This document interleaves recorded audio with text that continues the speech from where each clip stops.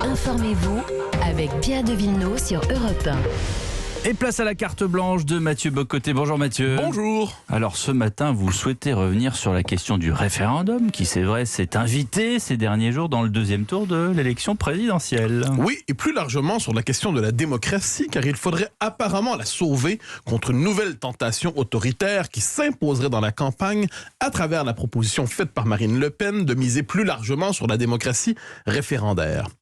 Revenons sur les termes de cette querelle qui pourrait nous étonner. Car l'appel au peuple n'est-il pas l'acte démocratique le plus fondamental? Reprenons cette question telle qu'elle se présente à nous. Marine Le Pen entend, si elle est élue, tenir un référendum permettant de mettre en place sa politique d'immigration. Ou plus exactement, permettant de recréer les conditions d'une politique d'immigration actuellement entravée par une certaine lecture de l'ordre constitutionnel français. Mais depuis quelques jours, on lui en tient rigueur et un carteron de constitutionnalistes à la pré-retraite se mobilise pour la dénoncer. On l'accuse même, je note ici l'accusation la plus bête et la plus outrancière, de préparer un coup d'État. Oui, un coup d'État. Essayons de retrouver nos esprits. Au-delà de la simple consultation populaire, quelle est la fonction du référendum dans nos démocraties? Il s'agit généralement de questionner le peuple sur une question précise et bien identifiée. Une indépendance politique, une constitution et ainsi de suite. Mais l'appel au peuple ici s'inscrit dans une entreprise politique autre, visant à réinvestir la souveraineté populaire d'un certain contenu, à lui redonner une certaine densité. Car on l'oublie aussi qu'en France, le concept d'état de droit dont on se réclame pour condamner le référendum a évolué dans sa signification au fil du temps, peut-être s'est-il même falsifié. Il est passé de la défense des libertés publiques à la promotion du gouvernement des juges, qui se permettent une interprétation toujours plus créative et quelquefois ubuesque des constitutions et autres textes de référence pour justifier l'imposition de leurs propres préférences idéologiques. Ces juges devenus grands prêtres créent le droit en prétendant l'interpréter, détournent les institutions à leur avantage et ne tolèrent pas qu'on critique même poliment cette emprise politique. Alors parlons du cas français en particulier. Le référendum n'est-il pas inscrit dans la tradition gaulliste? Absolument, et c'est justement la part étonnante de la présente controverse. On nous explique ainsi désormais que le référendum de 1962, qui a permis l'élection du président de la République au suffrage universel, était finalement illégitime, ou presque illégitime, et qu'il s'était imposé malgré le désaveu des constitutionnalistes d'antan.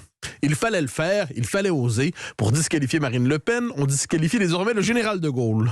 Je m'excuse de le rappeler ici, mais les constitutions qui encadrent nos pays ne proviennent pas d'une révélation divine, mais d'une décision politique fondatrice qui prétend encadrer et délimiter l'espace des décisions politiques ultérieures. Et il arrive, dans l'histoire d'un peuple, un moment où ces institutions ne parviennent tout simplement plus à traduire, ni même à former la volonté populaire. Il arrive même qu'elles l'étouffent, l'inhibent ou la nient. La Constitution devient dès lors moins un cadre civilisateur qu'un corset ou une gaine. Le référendum permet alors, par l'appel au peuple, de réactiver la souveraineté populaire et de refonder les institutions. Cela ne veut pas dire que cela se fait sans rapport de force. En démocratie, quoi qu'on en dise, la légitimité et la légalité se recoupent sans jamais se fondre en une seule catégorie. Faut-il rappeler que la mouvance populiste qui partout surgit dans le monde occidental se constitue sur le procès d'un ordre politique qu'elle accuse de se réclamer de la démocratie pour mieux la trahir? Elle trahirait le concept de souveraineté populaire sur lequel pourtant elle repose. Et ce n'est pas exclusivement un problème français. Revenons un instant sur le cas du référendum sur le Brexit en Grande-Bretagne. Ils furent nombreux, après la victoire inattendue du camp du Leave, à considérer que le principal problème avec ce référendum était moins son résultat que le simple fait de l'avoir tenu. De quel droit avait-on donné au peuple britannique le droit de révoquer l'engagement européiste du Royaume-Uni, qui allait apparemment dans ce que certains appellent le sens de l'histoire? Pourquoi avoir autorisé un peuple jugé immature, bouseux, malodorant et probablement édenté à démanteler l'œuvre patiente de ceux qui avaient patiemment construit un ordre post-national? On posera pourtant la question, comment, devant une telle prétention, ne pas parler tout simplement d'une prétention au despotisme éclairé? Mais alors de quoi cette querelle référendaire est-elle le nom? Il s'agit en fait de rappeler une chose toute simple, la bataille pour la définition de la démocratie est au cœur de la démocratie contemporaine et cela dépasse largement la présidentielle française. Notre époque, qui n'aime rien tant qu'inverser le sens des mots, vient de faire du peuple la principale menace à la démocratie. Il fallait le faire et certains l'ont fait. Merci Mathieu Bocoté.